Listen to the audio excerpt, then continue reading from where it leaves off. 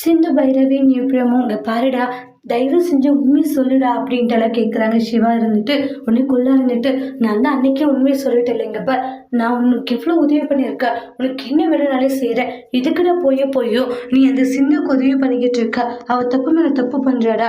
இங்கே பாரு, நீ பண்ண ஒரு விஷயத்தினால என்னுடைய வேலையை பொழிச்சிடக்குள்ளான்றாங்க. இங்கே பாரு, எப்பயுமே நான் உங்களை அண்ணாவை பார்க்குறேன்னு சொல்லவில்லடா, அப்போ அது எல்லாமே பொய்யா, இப்போவும் நான் உங்களை அண்ணாவை தான் பார்க்குறேன்றாங்க.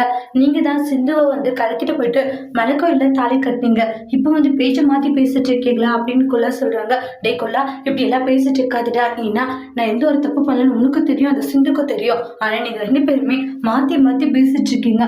ஒரு நாள் இல்லை ஒரு நாள் எல்லாம் உண்மை தெரிய வந்தா அப்புறம் நடக்கிறதே வேறடா கொல்லான்றாங்க. இந்த வயசுல ஏன்டா இப்படி பண்ணிக்கிட்டு இருக்கான்றாங்க.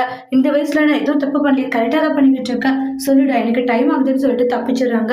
சிவா இருந்துட்டு குல்லாவை அந்த அளவுக்கு மாற்றி வச்சிருக்கா அந்த சிந்து, யாருக்கும் சொல்லாத மாதிரி பண்ணி வச்சிருக்கா.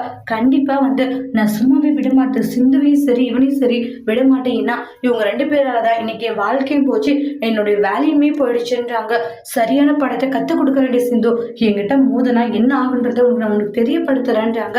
இவங்ககிட்டயும் சொல்லி யாரு கேட்டாலும் சொல்லாத மாதிரி பண்ணி வச்சிருக்க, உன்னை கண்டிப்பா நான் சும்மா விட போறதுல, நானும் பூனை போட்டுன்னு பார்த்தா இந்த அளவுக்கு பண்ணிக்கிட்டு இருக்கான்னு சொல்லிட்டு சிவா கோவப்பட்டுக்கிட்டு இருக்காங்க. சிவா அடுத்து என்ன செய்ய போறாங்க சிந்துவை அப்படின்னு வெயிட் பண்ணி பார்க்கலாம். தேங்க்யூ.